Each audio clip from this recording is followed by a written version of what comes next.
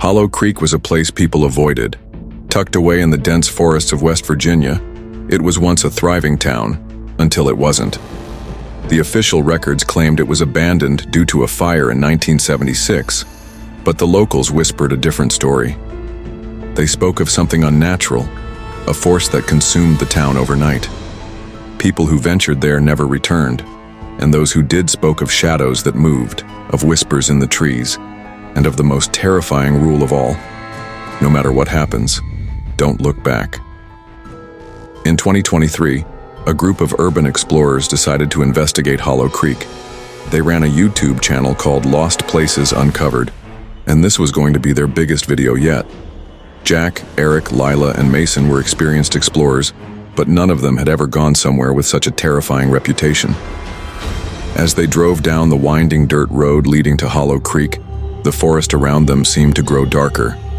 The trees loomed tall, their twisted branches resembling skeletal fingers stretching toward the sky. The deeper they went, the quieter it became. No birds, no insects, just silence. "This place is seriously messed up," Lila muttered, adjusting her camera. Mason, the skeptic, laughed. "It's just an abandoned town, guys. Ghost stories sell, that's all." But Jack wasn't so sure. As the leader of the group, he had done his research, and something about this place unsettled him. The last known footage of anyone entering Hollow Creek was over a decade old. The explorer who filmed it was never found. When they finally arrived, the town was frozen in time. Rusted cars sat abandoned, their doors still open. Storefronts were filled with dust-covered items, as if the owners had just walked away. It was as if the town had been left untouched for decades. Eric started filming. "All right, guys, welcome to Hollow Creek. This town has been abandoned since 1976, and we're here to find out why." As they walked through the empty streets, a strange unease settled over them. Lila kept glancing over her shoulder. "Do you feel that?" she whispered. "Feel what?" Mason asked. She hesitated. "Like, we're being watched." Jack tried to shake the feeling off, but the further they went, the worse it got. The buildings all seemed too perfect, like they had been abandoned yesterday, not decades ago. The clock tower at the center of town was still ticking, even though there was no power. Then, they found the first house. It was a 2-story home with peeling white paint. The front door was open. "This is it," Jack said, taking a deep breath. They stepped inside. The house was untouched. Plates still sat on the dining table, clothes were folded neatly on chairs, and then they saw the notes. Scattered across the walls were messages, all written in the same frantic handwriting. "Don't look back, don't listen to them. If you see her, run." "This isn't funny," Lila whispered, her voice shaking. A loud bang came from upstairs. Eric turned his camera toward the staircase. "Probably just an animal," he said, but he didn't sound convinced. Jack led the way up, heart pounding. The air felt thick, suffocating. The hallway was lined with old photographs, families, children, all smiling, but their eyes were scratched out. Then Mason stopped. "Guys, look." At the end of the hallway was a mirror. It was covered in dust except for the center, where a single handprint was pressed against the glass. Then the whispering started. Soft, unintelligible voices filled the house, coming from everywhere at once. Lila clutched Jack's arm. "Let's go. Now." Jack turned to leave, and then he saw it. In the reflection of the mirror, a woman stood behind them. She was tall, unnaturally thin, her face hidden beneath long black hair. Her hands were stretched toward them, fingers elongated, twitching. Jack's breath caught in his throat. "Don't look back," he whispered. But Mason didn't listen. He turned around. The moment he did, his body went rigid. His eyes widened in horror. Then, with a sickening snap, his head twisted unnaturally to the side, as if something invisible had grabbed him. Mason let out a strangled gasp, and then he was gone, vanished, as if he had never been there. Lila screamed, Jack grabbed her hand and ran, dragging Eric with them.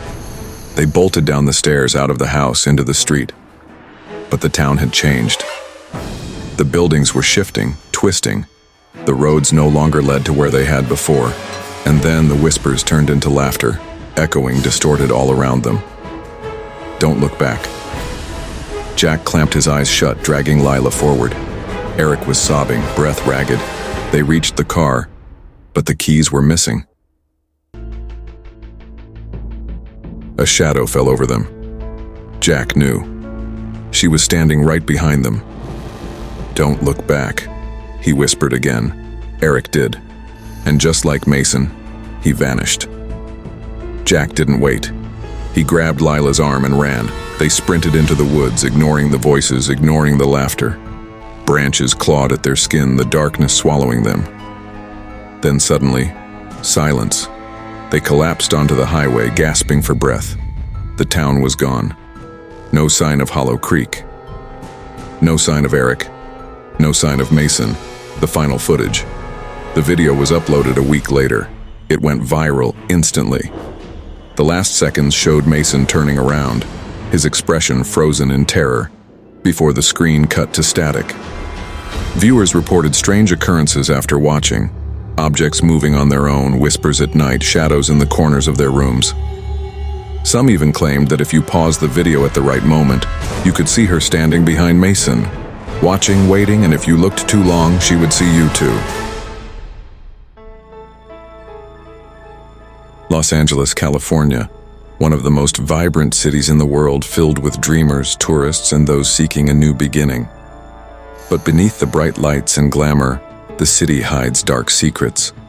Some places are stained with an eerie history, places where nightmares breathe through the walls. And one such place is the Cecil Hotel. For decades, the hotel had been notorious, a home for drifters, criminals, and lost souls. It had housed serial killers like Richard Ramirez, also known as the Night Stalker, and had been the site of countless suicides, overdoses, and unexplained deaths. Some whispered that the hotel was cursed. But in 2013, a 21-year-old college student named Elisa Lam checked in, unaware that she would never check out. Elisa was traveling alone, taking a solo trip from Canada to California. She was excited, documenting her journey on social media, posting about books, art, and her experiences. She had no idea that something, or someone, was watching her. She was last seen on January 31st, 2013. She had been exploring the city, visiting bookstores, and calling her parents regularly. But then silence. No calls, no texts, just nothing. Her family panicked. She was supposed to check out on February 1st, but she never did. The hotel staff reported that they had seen her alone that day, acting normal. But after that, she was simply gone. The police launched an investigation, but there were no leads, no sign of forced entry in her room, no reports of anyone suspicious, just an eerie absence, a vanishing without a trace. And then 2 weeks later, they found the tape. The Cecil Hotel's elevator camera had recorded the last known footage of Elisa Lam. The video was strange, unnerving in a way that made the hairs on the back of your neck stand up. Elisa enters the elevator alone. She looks uneasy, pressing multiple buttons rapidly as if she's desperate to leave. But the doors don't close. She peeks out into the hallway, quickly looking left and right as if someone is following her. Then she steps back inside, pressing herself against the wall as if hiding from something unseen. But still, the doors remain open. She steps out again, moving her hands in an odd, almost ritualistic manner, her fingers twisting and stretching as if she's speaking to something invisible. Her posture is unnatural, her head tilting at odd angles. And then, suddenly, she walks away, disappearing from view. A few seconds later, the elevator doors finally close. That was the last time anyone saw her alive. Weeks passed. Guests at the hotel began complaining about the water. The pressure was low. The taste was strange. Some said it had an odd smell. Some said it was dark.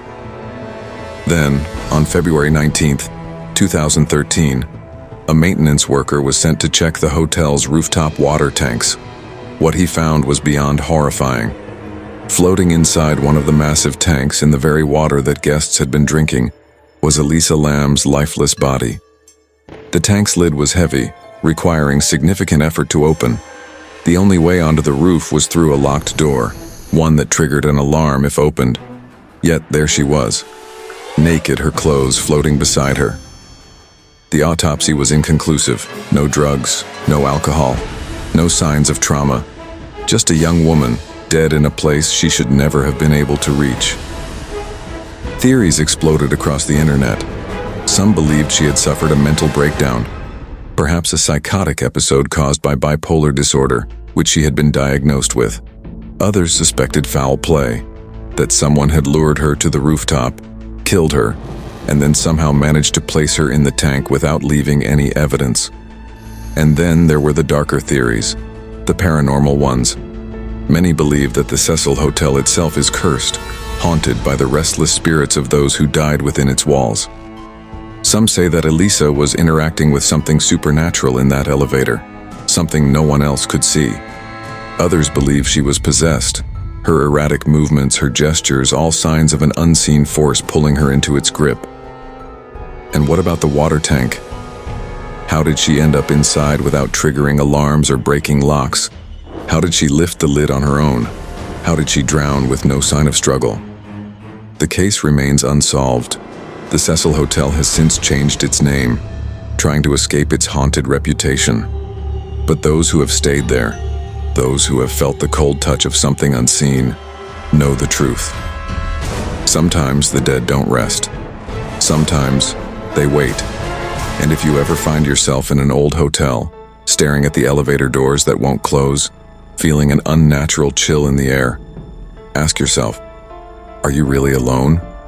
Or is something watching, waiting for you to step out, just like Elisa Lam, waiting for you to disappear?